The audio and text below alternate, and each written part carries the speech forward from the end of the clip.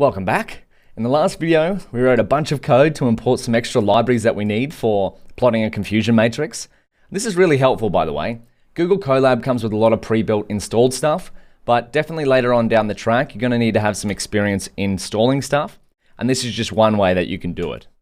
And we also made predictions across our entire test data set. So we've got 10,000 predictions in this tensor. And what we're going to do with the confusion matrix is confirm or compare these predictions to the target labels in our test data set. So we've done step number 1, and we've prepared ourselves for step 2 and 3 by installing Torch Metrics and installing ML Extend, or the later version of ML Extend. So now let's go through step 2, making a confusion matrix, and step 3, plotting that confusion matrix.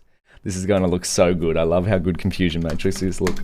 So because we've got Torch Metrics now, we're going to import the confusion matrix class.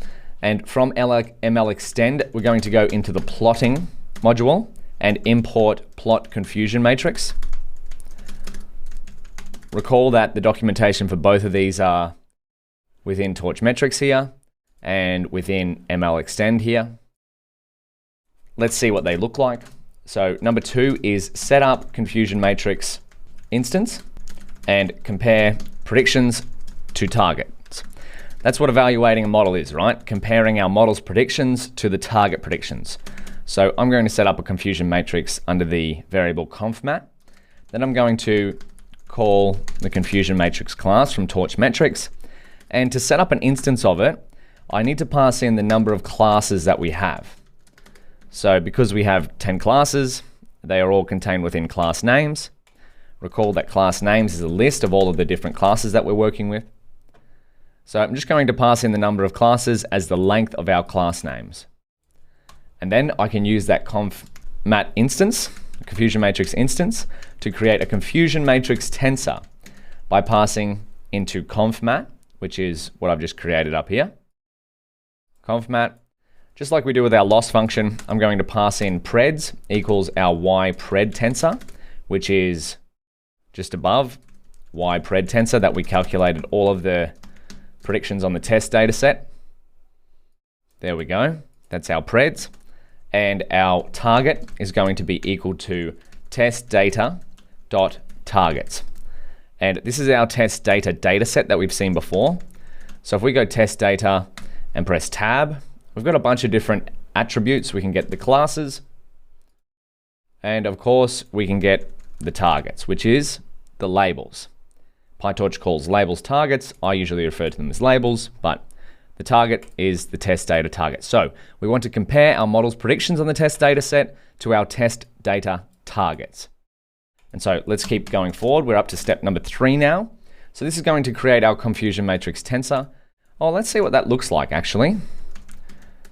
Confmat tensor. Ooh, okay.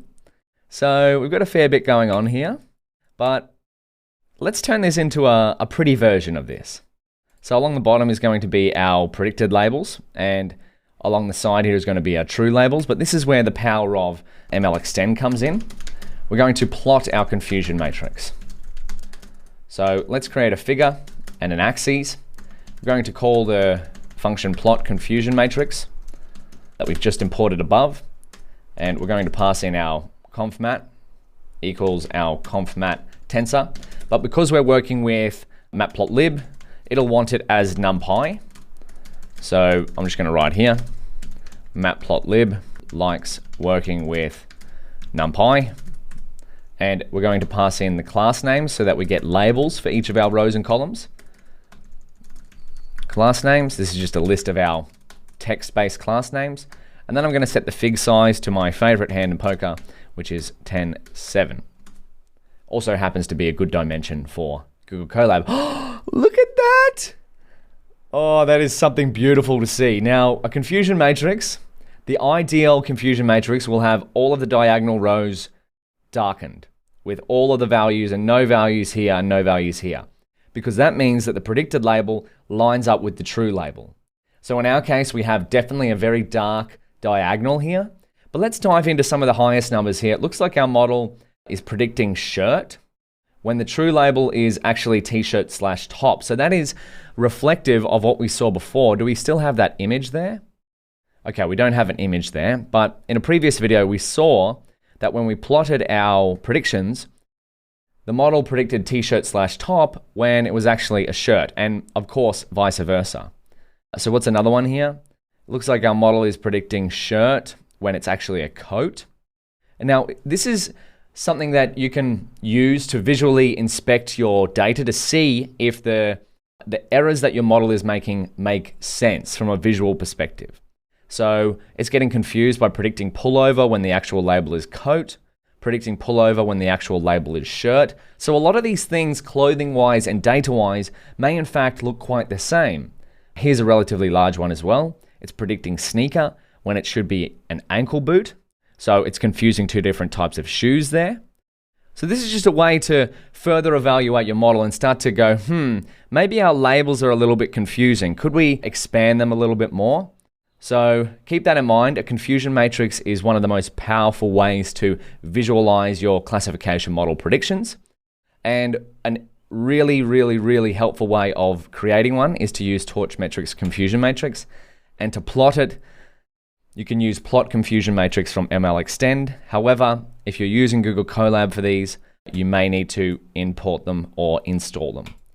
So that's a confusion matrix. If you'd like more classification metrics, you've got them here. And you've got, of course, more in Torch Metrics. So give that a look. I think in the next video, we've done a fair bit of evaluation. Where are we up to in our workflow? I believe it's time we saved and loaded our best trained model. So let's give that a go. I'll see you in the next video.